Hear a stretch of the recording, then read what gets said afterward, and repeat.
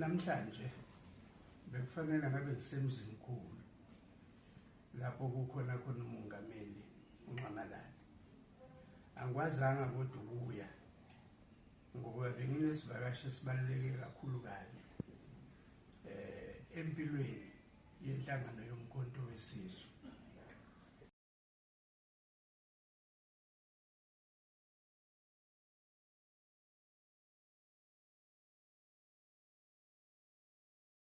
Isivakashi sami esikade sahlela ukuthi besifisa ukuthi ke sizongibona ubaba uVezi uMbadlazi wasephathini eRichmond. Bengingazike ukuthi uzothini ngokuphelele, kodwa kungijabulise kakhulu ukuthi igama libeke phambili elithi kusukela namhlanje njengoba efike la kwaMchunu usewumkhonto wesizwe, okusho ukuthi usezokwesula ke ngokuphelele enhlanganweni ayiseyihole iminyaka inkatha Freedom Party. Akufanele ke lokhu kuhluphe nombani ngoba salilwela lelungelo lokuthi umuntu ayikhethele la ithanda ukuya khona kwezepolitiki. Naye ke namhlanje ukhethe ukuze emkhontweni. Baba uVezi, welcome to umkhonto wesizwe. Siyakwamukela emkhontweni wesizwe. Angisale sengibamba nje isandla sokukwamukela.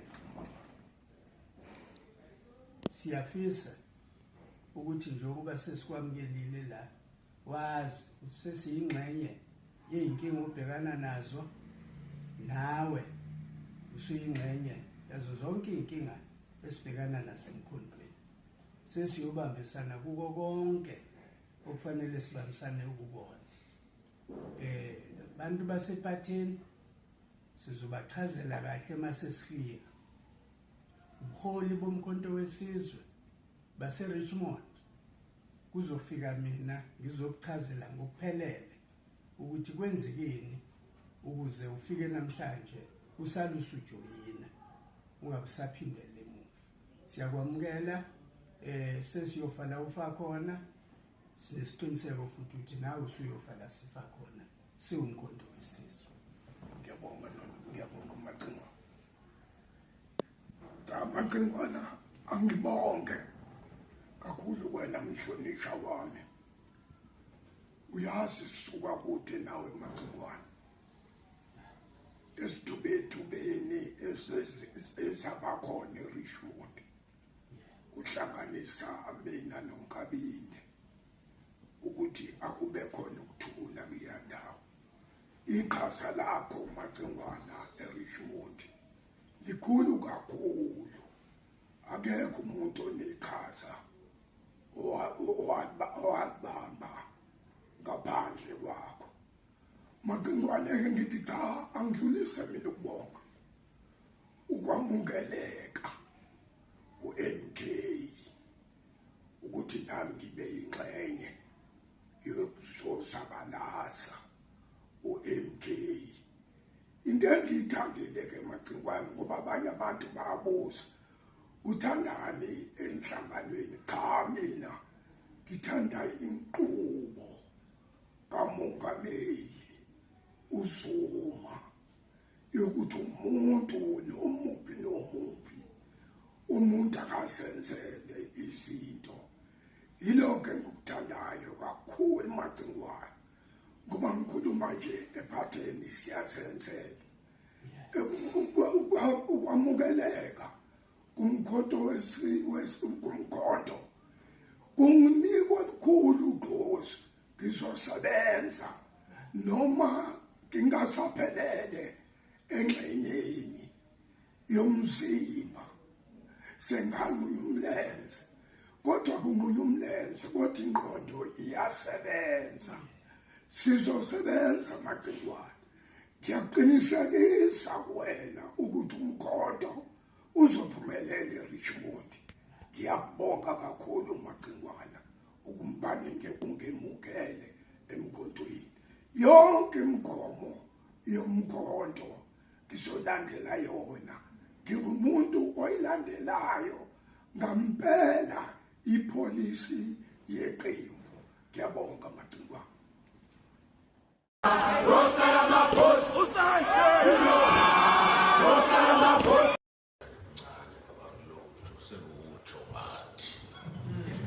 Today it is something because of us.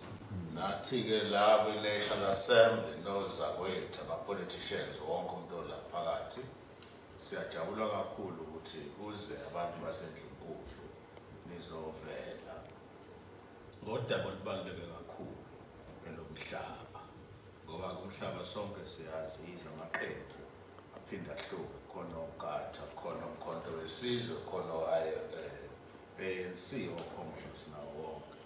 Kodwa iqiniso lihle, umhlaba wathathwa kuthina abantu abamnyama ngesihluku. Lo mhlaba unama-resources, unomcebo ngaphansi komhlaba, omunye ungaphezulu komhlaba. Wathathwa kuthina ngesihluku, ngesibhamu, kwindluzula, wathathwa ngesihluku, iqiniso lelo. La esihlukana khona singamaqembu amaningi epolitiki ukuthi sizokwenza kanjani, siwuthola kanjani umhlaba wethu ubuyele kuthina. Thina siyi-MK Party, sinama-views ethu, sinembono wethu, thola kanjani umhlaba ukuze kubuye isithunzi sabantu baseNdlunkulu, i-royalty. Futhi thina siyi-MK simbiza ngeNdlunkulu, i-means ngeNdlunkulu, asisebenzisi negama elithi traditional leaders, iNdlunkulu. Ngalawo mazwi amafishane siyanemukela lana ePhalamende, sithi ake sizolalela-ke sizwe kumina abantu baseNdlunkulu noma nimele iNdlunkulu ukuthi iziphi iy'ncomo noma iy'phakamiso elizocela sizenze thina njengeqembu le-MK Party malungelana nezomhlaba, sikakhulukazi umhlaba ongaphansi kweNgonyama Trust. Siyakhumbula sisonke ukuthi umhlaba ongaphansi kweNgonyama Trust ubuvele ukhona ngaphambi ka-1994, kuwumhlaba okhona kule ndawo kuthiwa sezabelweni. Kwase kuthi-ke ngo-1994 kwakhona le constitution ekhona, umgwaqo-seko, kwase kuyathathwa kwenziwa i-national competence, ngoba ezomhlaba ziphethwe uhulumeni ophethe izwe lonke. There is no provincial competence. Kodwa umhlaba weNgonyama Trust mangikhumbula kahle is 2.8 million hectares mawonke umhlaba. So into ekuthiwa iNgonyama Trust noma umhlaba waZulu akuyona into entsha leyo. Thina siyayiqhenya ngayo singamaZulu.